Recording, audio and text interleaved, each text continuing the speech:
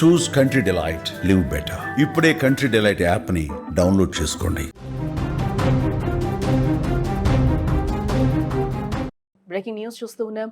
Kurnool bus ప్రమాదంపై ప్రధాని మోదీ స్పందించారు.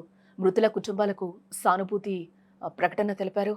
PMNRF నిధుల నుంచి కూడా 2 లక్షల పరిహారం అయితే ఇస్తున్నారు. క్షతగాత్రులకు 50,000 పరిహారం అయితే ప్రకటించారు మోదీ. క్షతగాత్రుల్ని వేగంగా కోలుకోవాలంటూ కూడా ఆయన ప్రార్థించారు.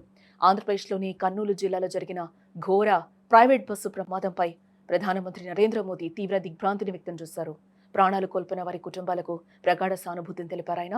మృతుల కుటుంబాలకు, క్షతగాత్రులకు ఆర్థిక సహాయాన్ని ప్రకటించారు. మృతుల కుటుంబాలకు నిధుల నుంచి కూడా 2 లక్షల పరిహారం, అలాగే క్షతగాత్రులకు 50,000 రూపాయల పరిహారాన్ని అయితే ప్రకటించడం జరిగింది. క్షతగాత్రులు వేగంగా కోలుకోవాలంటూ కూడా ఆయన ప్రార్థించారు. ఇదే నేపథ్యంలో రాష్ట్రపతి ముర్ము కూడా దిగ్భ్రాంతిని వ్యక్తం చేశారు. ఈ ఘటనకి సంబంధించి ఆమె కూడా తమ ప్రగాఢ సానుభూతినైతే తెలిపారు. హైదరాబాద్ నుంచి బెంగళూరుకి ఏదైతే కావేరీ ట్రావెల్ బస్సు ప్రయాణం చేస్తుందో కర్నూలు జిల్లా వద్దకు వచ్చిన తర్వాత ఘోర ప్రమాదానికి గురైన విషయం మన అందరికీ తెలిసిందే. ఇప్పటి వరకు కూడా దాదాపు ఈ ఘటనలో 20 మంది చనిపోయినట్లుగా కూడా మనకి తెలుస్తూ ఉంది.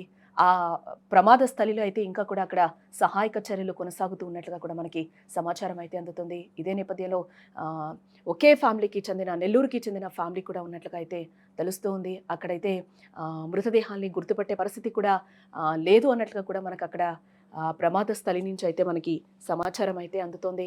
వాళ్ళని గుర్తుపట్టే విధంగా లేని పరిస్థితుల్లో వాళ్ళు ఏదైతే బోన్స్ ఉన్నాయో వాళ్ళ అస్థి పంజరాలను బట్టి ఈరోజు DNA టెస్ట్ చేసి కూడా కుటుంబాలకి వాళ్ళు చెప్పే అవకాశం ఉన్నట్లుగా కూడా తెలుస్తుంది. దీనికి సంబంధించి ఇంకా మనకి వివరాలు తెలియాల్సి ఉంది.